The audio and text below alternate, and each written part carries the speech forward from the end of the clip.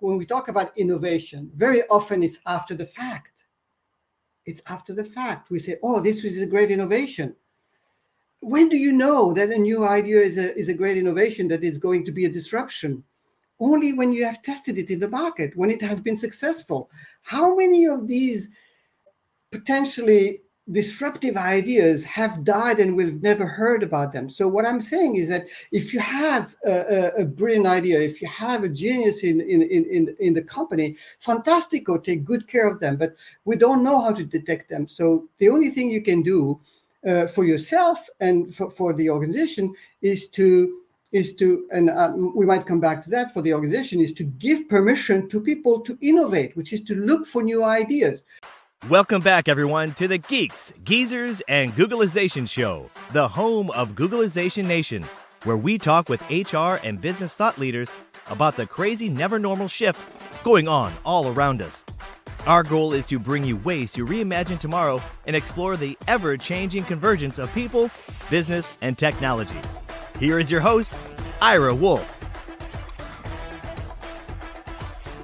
Welcome back, everyone, to the Geeks Geezers and Googlization Show. Thank you for being part of Googlization Nation. I'm Ira Wolfe. If you think this is just another podcast, think again. This is the voice of the most important conversations in the future of work confronting business leaders and people today. My goal is to bring you ways to reimagine tomorrow and explore the ever-changing convergence of business, people, and technology. Once again, I want to thank Avanti for sponsoring this episode of Geeks, Geezers, and Googlization. To download their 2024 Everywhere Work Report, which I highly recommend, go to adaptabilitytoolkit.com/2024 Everywhere Work. You'll also find the link in the show notes as well. On today's show, we're going to be talking about one of my favorite topics with one of my favorite guests and go-to innovation experts, Ben Bensaou. Ben published an article about 2 years ago that pretty much sums up what we're going to be talking about today. This article became the foundational message of the undergraduate class I teach in innovation and entrepreneurship, as well as organizational change in the graduate program. The title, You Can Innovate in Anything You Do. The article starts out this way, that one of the biggest myths of business creativity is that the province lies within a few geniuses like Steve Jobs and Jeff Bezos, who exist on a different plane from us ordinary humans. It's a false narrative fed by news media that loves stories for featuring larger-than-life heroes, and if you can take it to heart, it can cripple the innovative spirit in your organization. Because all of us are living in a time of extraordinary and unpredictable change, or as I call it, never normal times, each and every one of us must learn to innovate. To do that, we all must proactively adapt our approach to work, to our careers, to our personal lives. There's no better person to help understand how to do that than Ben Bensaou. Now, it's time to welcome Ben to the show. If you've been listening to Geeks, Geezers, and Googlization for some time, you're likely familiar with the name. I first met Ben in the fall of 2021 when he released his book, Built to Innovate, which I also highly recommend you grab a copy of it. I was teaching my organizational change graduate class, and he agreed to be a guest lecturer. This was followed by a guest spot on the show in January of 2022, which remains one of our most popular episodes. Since then, I've been a huge fan with Ben, and you'll soon hear why. That book, Built to Innovate, by the way, was selected as a Thinkers 50 Best New Management Book for 2022. Ben is a professor and former dean of executive education at INSEAD. If you're not familiar with INSEAD, it's the home of Blue Ocean Strategy, which I know many of you are probably familiar. If you're not, you should be. He was a visiting associate professor at Harvard Business School, a senior fellow at the Wharton School of Management, visiting scholar at the Haas School of Business at the University of California, Berkeley, and the long list of additional other credentials, education, and as well as publications. So I'm super excited and ready to welcome Ben M. Bensaou to the Googlization stage. Hello, Ben. Good morning to you. Yeah, it's actually good afternoon for me in Paris, but yes, good to see you again, and thank you for having me on your show again. Oh, absolutely. It's one of the miracles of technology, right? Including one of the mishaps we're having this morning. We had our power out, but we have a generator and we're up and somehow we're still up and running. So amazing. Incredible. Fantastic. Yeah. Fantastic. Yeah, innovation, right? Yeah, absolutely. Yes. Perfect example. I shared this many times years ago, but during the heat of the pandemic, another good friend of Geeks Geezers and Googlization, John Sani from South Africa, we had another a storm, a really bad downstorm, and I actually just ran out to go to to grab some coffee before we went on the air, and I opened the door and there was water coming into my office. So during that show, I kept muting myself and putting him on the screen, and I would run out and throw some towels down, and how we got through it. And I'm not sure anybody would actually know that if they watched the show. But, sometimes behind the scenes, doing these things live is always interesting. But fortunately, we're able to do that due to innovation. Ben, again, I really appreciate you being here. It's always a joy to talk to you. One of the as I mentioned during the intro, you helped me differentiate this with that book, and it really transformed the way personally I approached innovation or thought about innovation. But now you're affecting the lives of many students, young and graduate students. But it was really that differentiation between which I'll have you explain, between innovating and innovation. Because the title of the show was basically kind of that innovation is usually synonymous with Steve Jobs.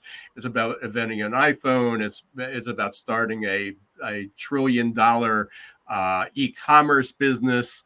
It's usually these huge, massive, disruptive events where in our everyday lives, we all innovate in some way, and we all have that capacity to innovate in some way, even when we just have this new idea. So, but the class that I had this year, it's the first opportunity I had. It was undergraduate, so there were 18 to 21, 22-year-olds. It made a huge impact on them, on how they looked at their careers and their life, because it's like, I'm not sure if I'm an entrepreneur. I'm not that creative. They started to look at all the reasons that they just couldn't be an innovator. And by the end of that class, they all had these fresh ideas, a more positive outlook toward that. So one is, I want to thank you on behalf of them and everyone else of this differentiation. But it's not a simple well, it is a simple differentiation between thinking about innovation and innovating. So the floor is yours.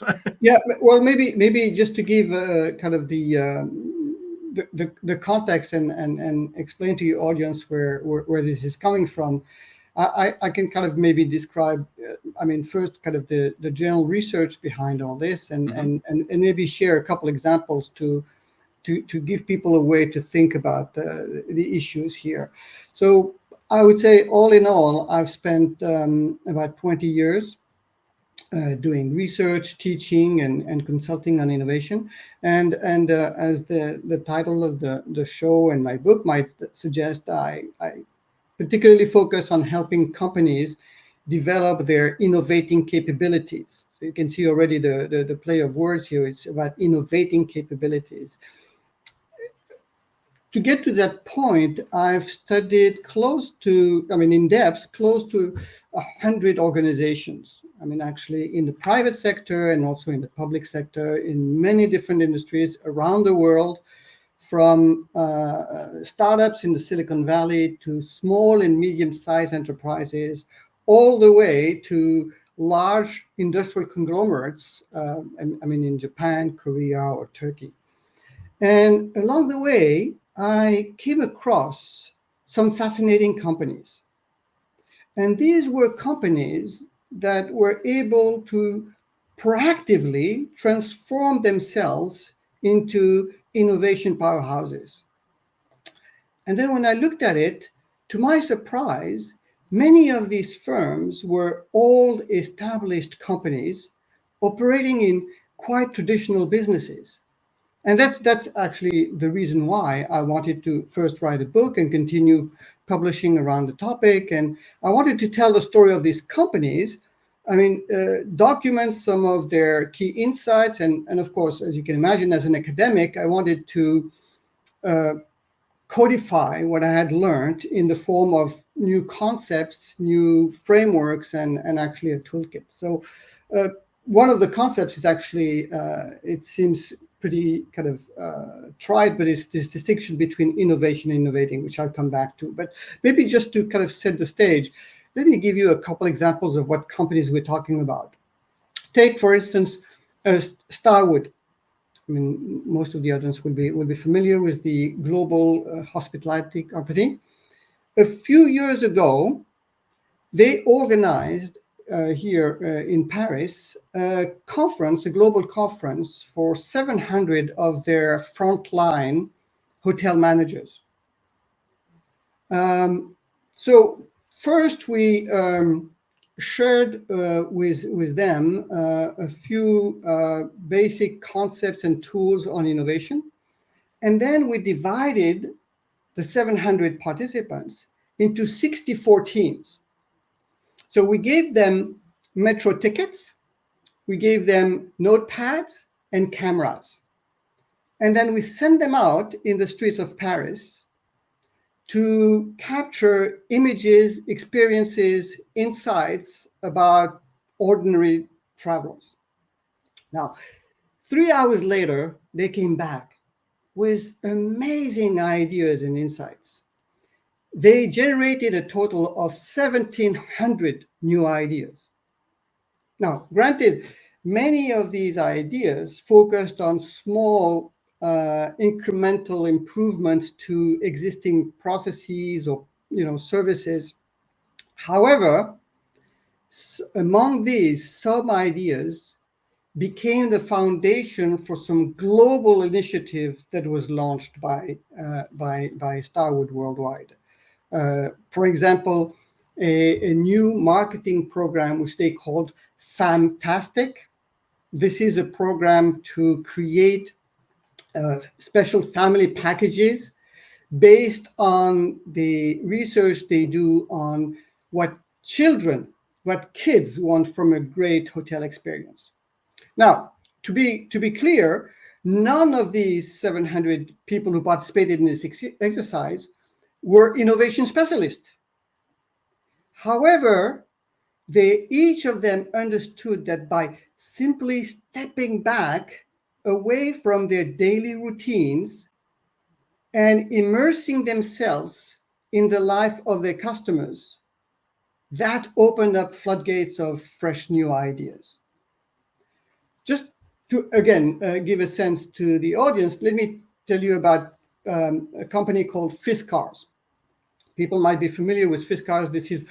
Now, we're talking about a 400-year-old company, manufacturing company based in Finland. I suppose in the US they're quite known. They are known for their iconic orange scissor. So they make cutting tools, tableware, and gardening equipment outdoor equipment for gardening and other purposes. And for me, this is a very nice example of, once again, a very old company that was able to enter a totally new industry thanks to their very methodical, continuous, and systematic approach to innovation. To better understand the life of their customer, they applied what we know in design thinking. They tried to understand the job to be done by their customers, in particular their gardening customers. So they conducted an in-depth ethnographic exploration in the lives of home gardeners. So they looked at what happens before, during, and after home gardeners use Fiskars tools. And during this research, they made a significant discovery.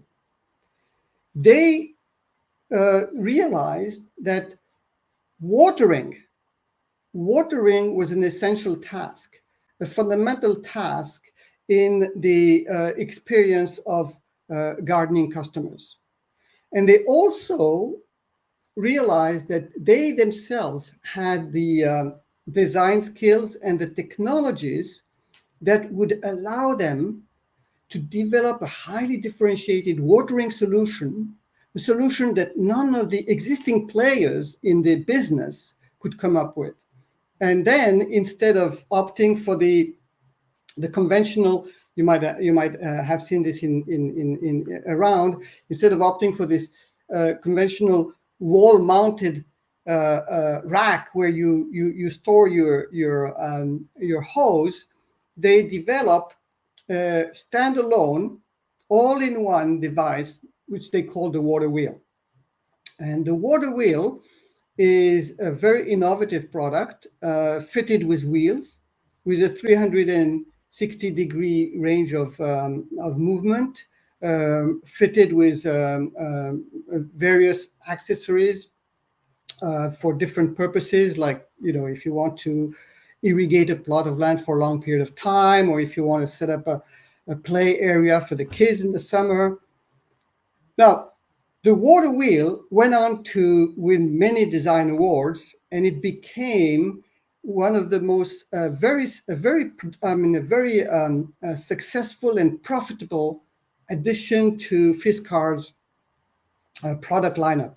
And to tell you the truth, I've seen many other examples of similar products that they launched that were the result of their continuous and systematic approach to innovation.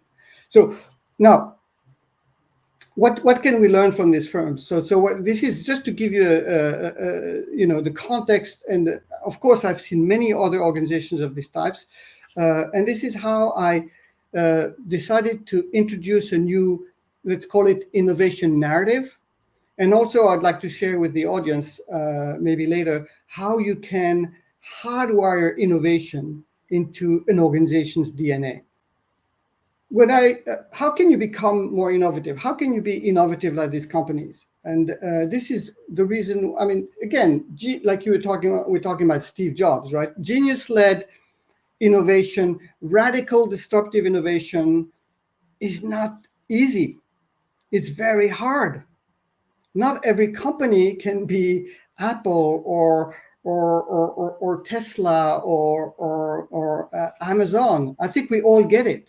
And this is mainly the reason why I wanted to develop this different narrative about innovation, a different way to think about innovation. And I want to kind of, just using these two examples I just shared with you, kind of try to deal with at least three myths that we have about innovation. As you said earlier in the intro, the first myth is that innovation is all about innovation superheroes. So as we saw with Starwood, anyone can innovate. Innovation is everybody's job, everybody's business. Innovating, as I will try to explain, innovating doesn't require any special talent. Anyone can innovate.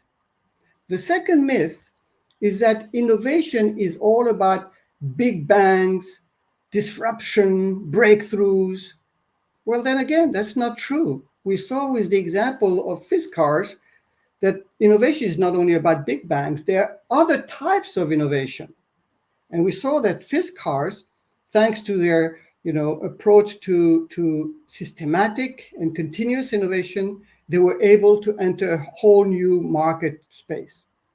And just before I describe the distinction between innovation and innovating, let me talk about the third myth. The third myth is that innovation is the main responsibility of senior leaders or a few specialists in the organization, like R&D or new product development. But we saw again with Fiskars that it's not true. Everybody, or with Starwood, we saw that anybody within the organization can innovate, which means that the whole organization actually can participate in innovation. Now, so this is just to set the stage to kind of give the. I mean, there are actually two more pillars to the my innovation, if you will, narrative. Let me just quickly tell you the two remaining ones, which actually relate also to the example I just gave. The fourth pillar says that in these highly innovating companies that I encountered during my research, innovation is not only happening internally, inside out, but also outside in.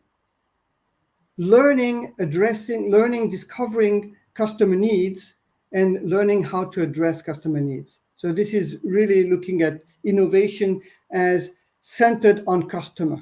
Innovation comes from customer. And I can come back on that, because the whole challenge is how do you discover and address customer needs, and actually I like to add non-customer needs. The fifth part of this new innovation narrative is that innovation is not all about startups and sexy high-tech companies. Any type of company, including, by the way, I've done quite a bit of research on public service and government agencies. All organizations can innovate. So where did the problem come from when I started to kind of spend time talking to people about innovation around the world? And I noticed that very often the word innovation itself, as a noun, innovation is a noun in English, the word innovation itself is quite intimidating. It tends to generate a sense of anxiety and stress, particularly with people who are on the front line. And I also noticed that many people come to innovation training programs. They have this expectation, they assume that their boss expects them to come up with the next kind of breakthrough product and discover a whole new market space. And you can't imagine, Ira, the pressure. They feel the pressure and they hate it. So, and by the way, this happened totally serendipitously, by accident. One day I stopped, having noticed this curious phenomena, I stopped using the word innovation in my teaching. Instead, I refer to innovating, or I simply use the word to innovate. And then something curious happened. This whole sense of tension and fear in the room kind of disappeared. And the reason, I think, is that innovating or to innovate does not imply any outcome or any result. When you think about it, a verb in English, and it translates similarly in other languages. I mean, I even did it in Japanese. Very often the word innovating, or a verb in general, kind of refers to an activity, a process, a set of behaviors that anyone can learn and practice. So, as I explain when I teach on innovation, is that innovating or to innovate is simply about looking for new ideas. Looking for new ideas, developing them, testing them, selecting the best ones, with no guarantee as to what you will find. And what I found is that this approach would allow everybody in the room to try their hands at, innovating.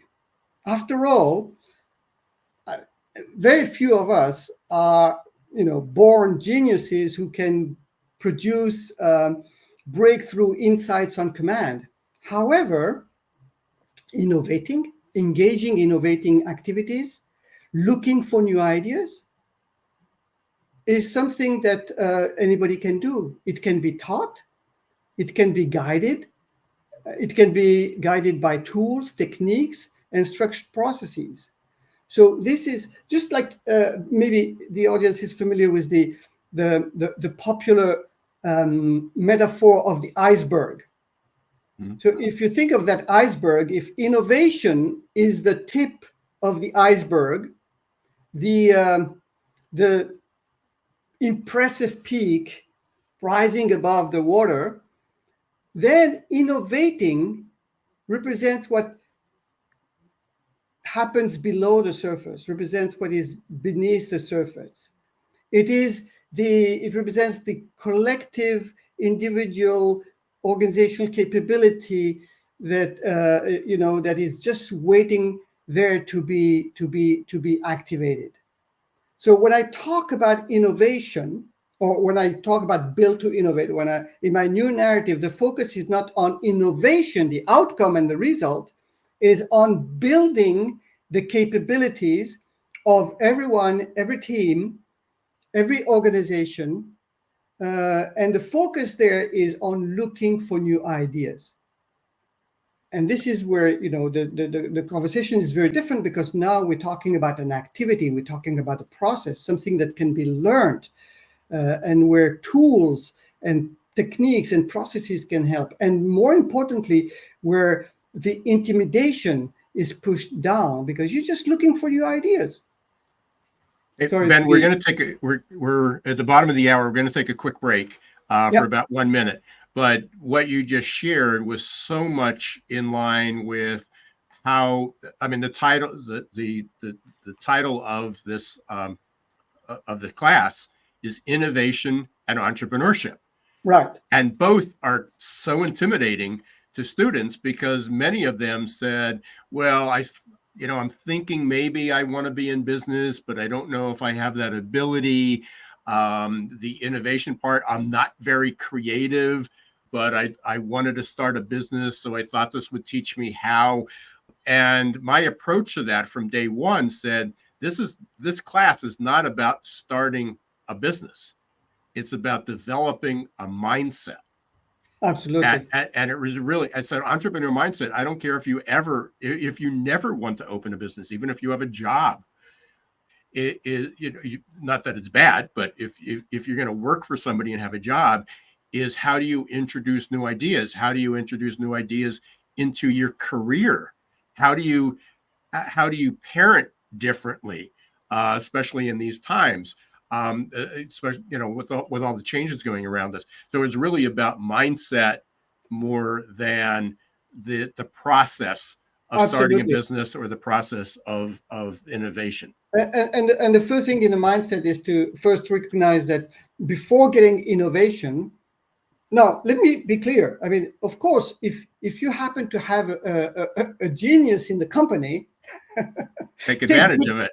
take advantage, take good care of that person. However, I can tell you that even as an educator, we haven't yet found a way to detect geniuses ex ante.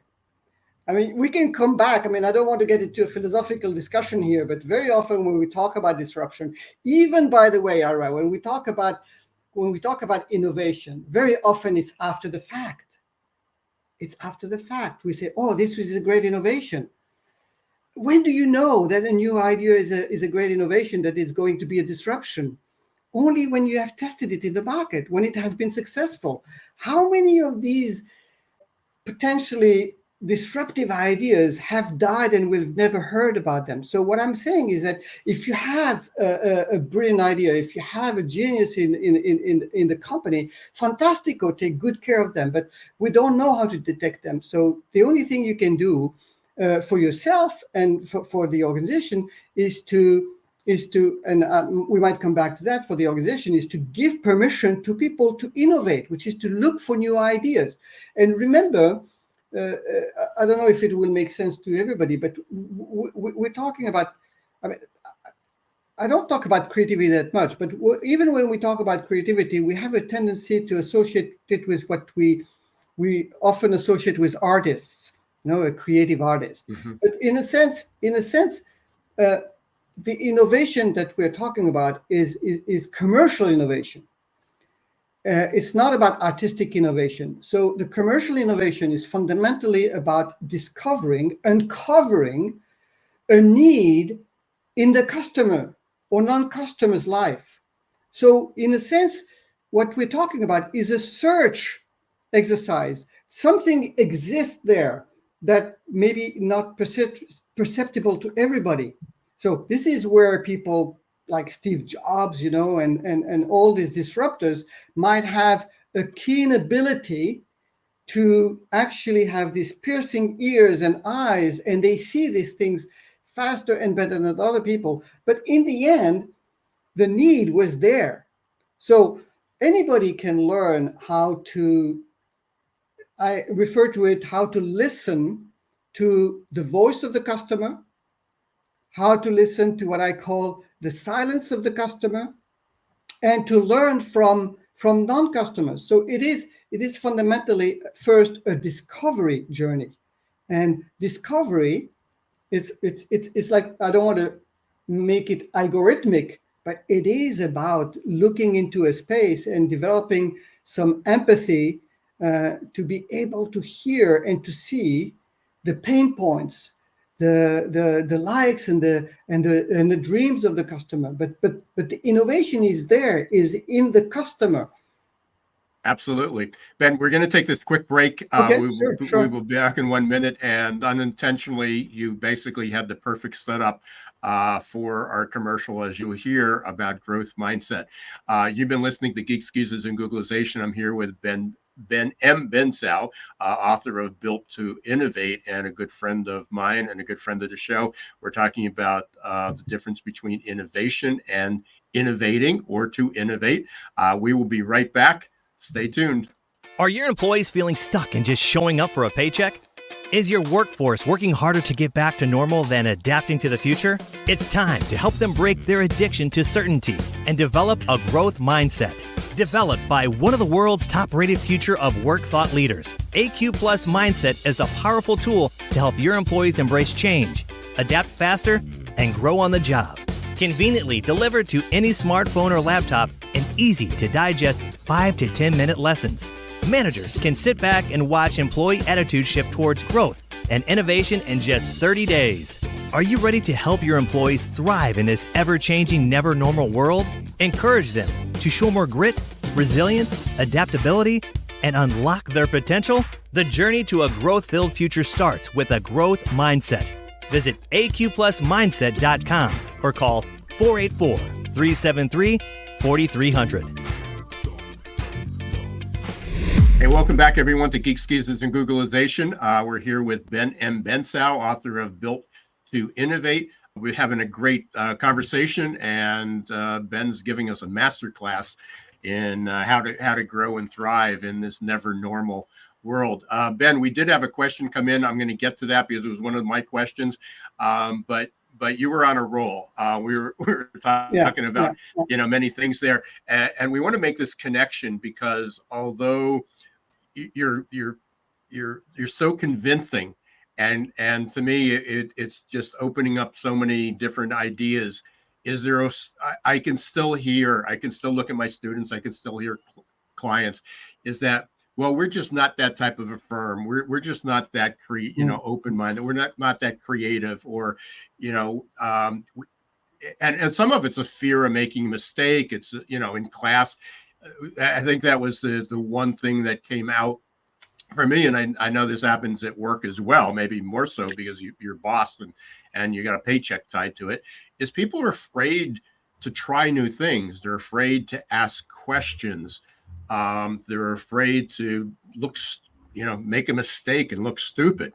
So part of what I want to make sure we get to is, how can companies create an environment that nurtures that takes away that fear, that makes people okay with it? How can individuals, and I know you don't work individually with a lot of people, but you're not an executive coach. But how do that frontline worker develop that skill as well? So what's the effect of the environment? What can other people do to help make it a safer place for people to innovate?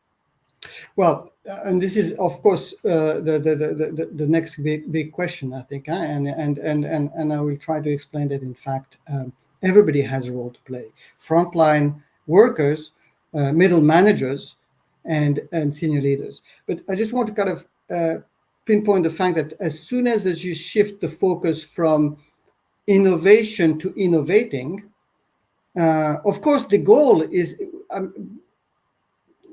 I'm very clear that the goal is to get innovation. The problem is that, if you don't have geniuses, you have to basically tap and leverage the capability of the organization to get there. And of course, once you move to innovating and you say innovating is simply about looking for new ideas, you can see that now we're playing a numbers game. And everything else being equal, the more ideas you generate, the more chances you have that you'll get among those a great innovation. So how do you increase the number? So first we discovered that instead of relying on a few people who are specialists, right? I mean, either the senior leaders, whoever is a genius, or your specialist R&D or marketing people, you can actually tap everybody can get involved. So you increase the number of ideas by multiplying by the number of employees in the firm, by saying people have a job to execute, but it doesn't mean that when they interact with their customers, internally or externally, they don't see things, they don't have a creative capability, however small it is. But when it is multiplied by hundreds and thousands, then you may generate many more ideas. How do you generate more ideas? Well, you don't only look ideas in technology or products. As you set it up, you can innovate in everything you do.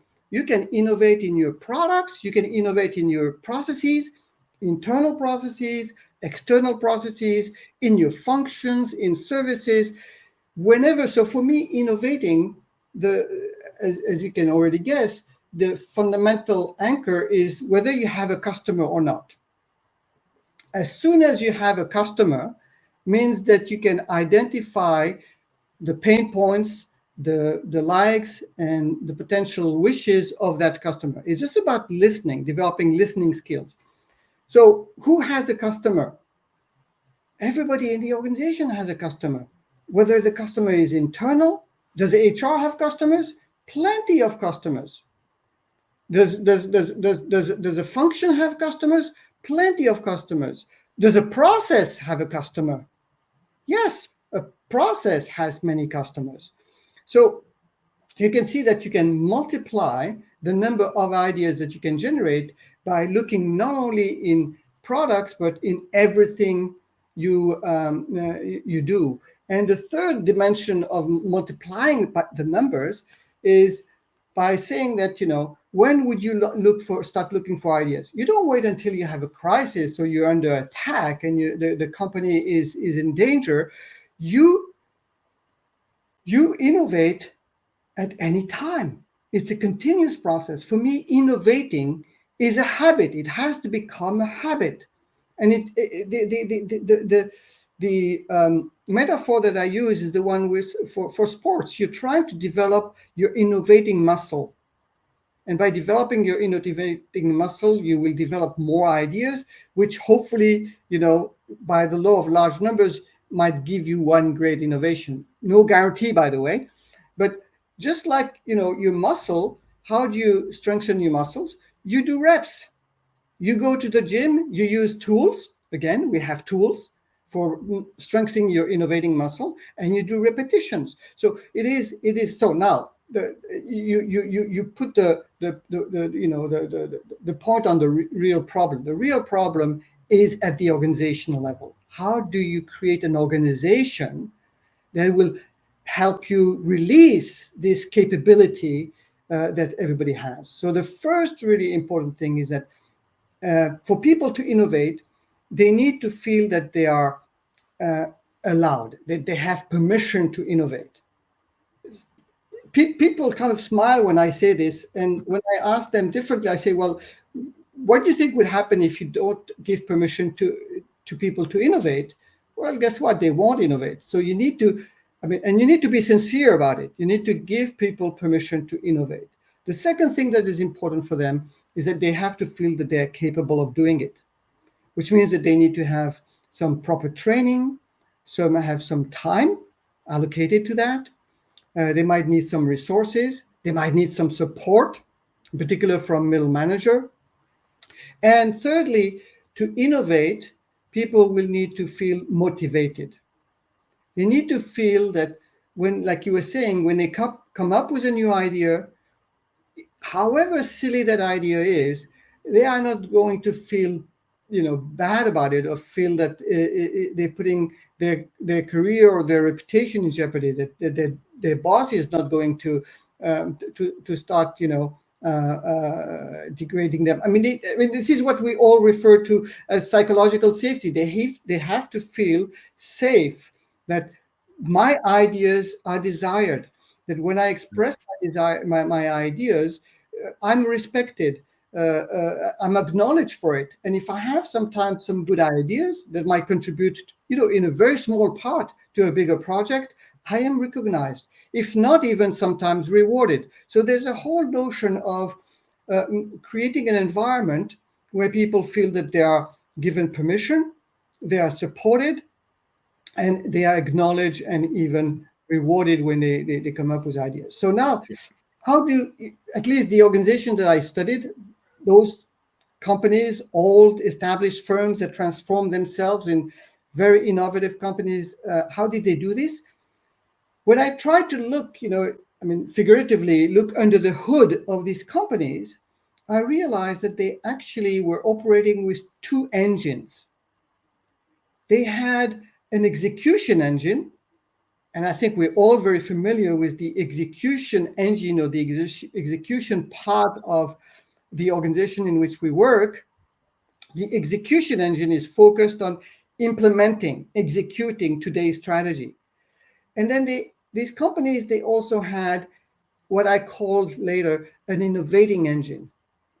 The innovating engine is focused on building the strategy of tomorrow. This is where the new ideas are generated. This is where they are tested, developed, and a few of them get selected, prototyped, tested, and the very best ones end up, moving into the execution engine to be implemented.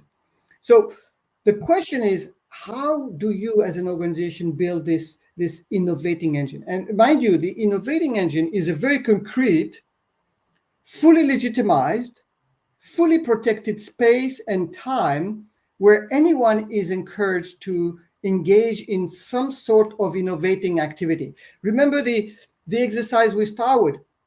An innovating activity could be simply spending 30 minutes, an hour, engaging, observing a customer or non-customer, coming back with those insights, sharing them with people. It could be participating in an innovation project where you're just the HR person who represents, HR in the team. Many activities can account for being innovating activities. So now, yeah, go ahead. Yeah, we have about 10 minutes left. Okay. So I want to make sure that we cover a couple things as well. And I think, I don't know where you were going, but we'll let you finish that thought. But I believe one of the questions that we had come in was from Rich. And he talked about the balance. How can companies balance the need for continuous innovation with maintaining operational efficiency? And I think you just did that to some degree, talking about the two different engines. But if there's anything you can add to that, go ahead. Yes, but let's be cautious of some time here. So this is very important, actually. As I explained, I'm explaining how you build the innovating engine. But this is to say that, of course, the core of any organization, even a startup, when it starts to actually deliver, is the execution engine. And as I always say, it's nice to spend time imagining the future, but if you don't defend your business of today, guess what? You won't be there in the future. So it is very important to defend the business of today, which means, executing flawlessly. What I'm talking about is how can you tap that additional capability that is latent out there? I mean, people, they don't use, their full brain. They don't use all the capability. They don't use all the observation, all the things that they experience every day is not capitalized on. So this is about how do you create that little space where you can tap this additional capability and actually generate ideas that will then go into the execution engine. So let's come back to the reason why the three, frontline people, middle managers, and senior leaders are very important in building this innovating engine. However small it is, the importance is not about how big it is about how consistently do you do it over time. So I've seen many companies, they give employees like 5% of time, 10% of time.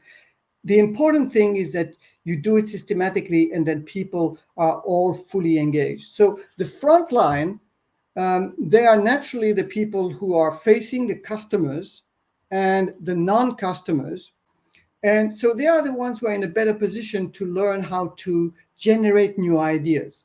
So as I said earlier, these people can be very, I mean, you mentioned about blue ocean strategy, there's design thinking, there's lean startup, there are lots of tools and techniques, and I'm not dogmatic at all about these, that can help people generate ideas.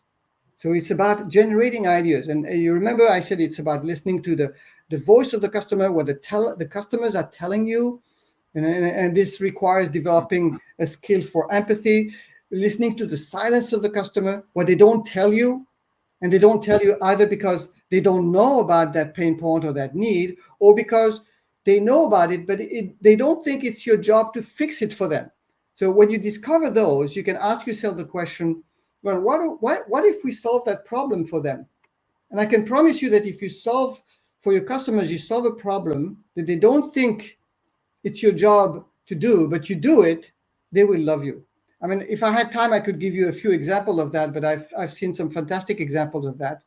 And the last component for frontline is, as a matter of fact, to actually look at non-customers.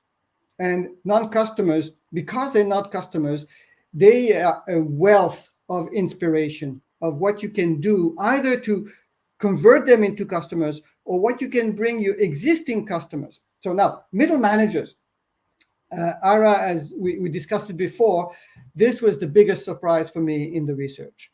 I discovered that middle managers are vital. They're vital to innovation. Without them, innovation is totally lost. And they are, as we know, they are very often overlooked. So, I mean, this is why I call them the forgotten heroes of innovation. And the reason is because they are fundamentally responsible for execution.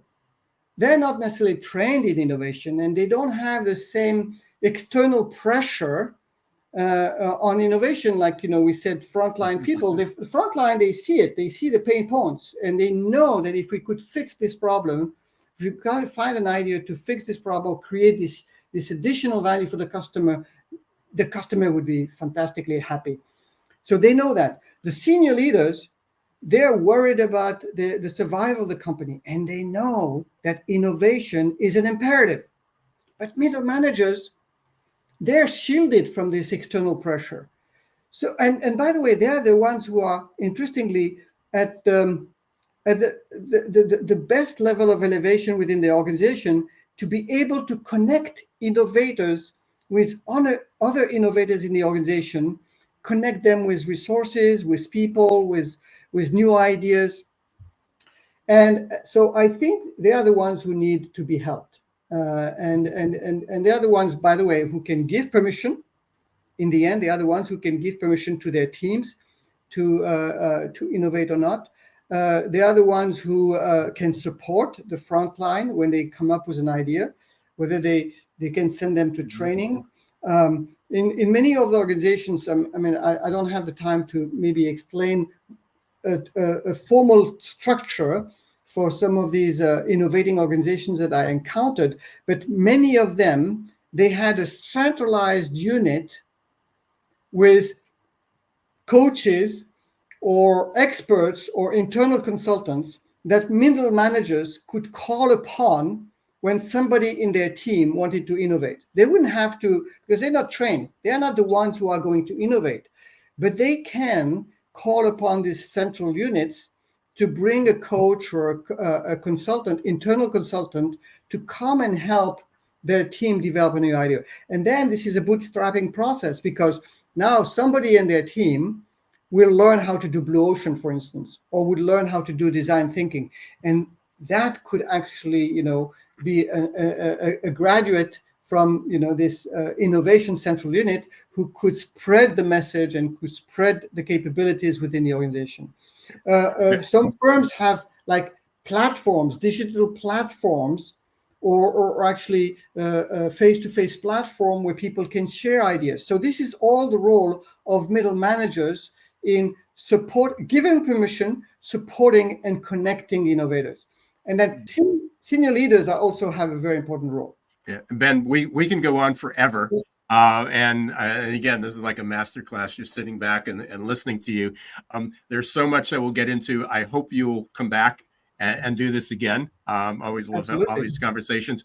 We did have one other quick question, and I'm going to give a quick answer, but hopefully if there are more, that these were posted on LinkedIn. So hopefully that you can respond to anybody who asked a question or who wants to ask a question, but didn't have an opportunity. But this came from, I hope I'm pronouncing this right, but Redefine or Redefine.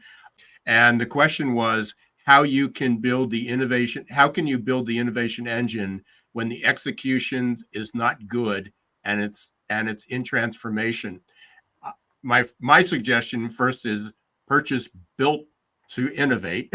Go to the book, but I'm sure there's a more in-depth answer. So hopefully, Ben, you can respond to Redefine and also to Rich if there's some additional comments or anybody else who wants to answer that question. I'm scrolling across the bottom. Your book, Built to Innovate. Go to bensaou.com. What other ways can people get in touch with you, Ben? Oh, on the website that you have there, okay. I have a podcast there. I have a YouTube channel. They can find about it also on the website. I have a LinkedIn post. So and also I have an email address, so they can ben.bensaou@insia.edu, and many ways to contact me, and then we can start a conversation. And we'll put those I'll put those in the show notes for you. The quick answer to read one, metaphorically, it's very difficult to have a winning team with a bunch of drunken players. So I would say get your execution engine in shape, primarily. I would say. And good news, innovation can help you get it in shape, but it's very important that execution is well done. And good news, you already read the book. So, but again, hopefully you can respond a little bit more in depth or have offline communication with him. Ben, it's always good to see you. Again, I always sit back and sometimes it's refreshing what you've shared before, and it's bringing that to the front of mind. Again, sometimes it's just connecting new dots. So I appreciate you being here, taking the time out, and we'll hopefully you'll be back, and we'll be in touch. Love to. Thank you, Aaron. Okay. Always fun. Thank you. And thank you again for everyone for listening to Geeks Geezers and Googlization. Thank you for being part of Googlization Nation. If you're not a member yet, you can. There's no fees to it. You'll just get updates and newsletters and updates on the podcast. You can go to googlizationnation.com. Once again, I want to thank Ivanti for being our sponsor for this episode. And you can, once again, get their download of the Everywhere Work Report at adaptabilitytoolkit.com 2024 Everywhere Work. And until next time, don't let the shift hit your plans. Thanks for watching Geeks, Geezers, and Googlization. Be sure to listen to the podcast and follow us on YouTube.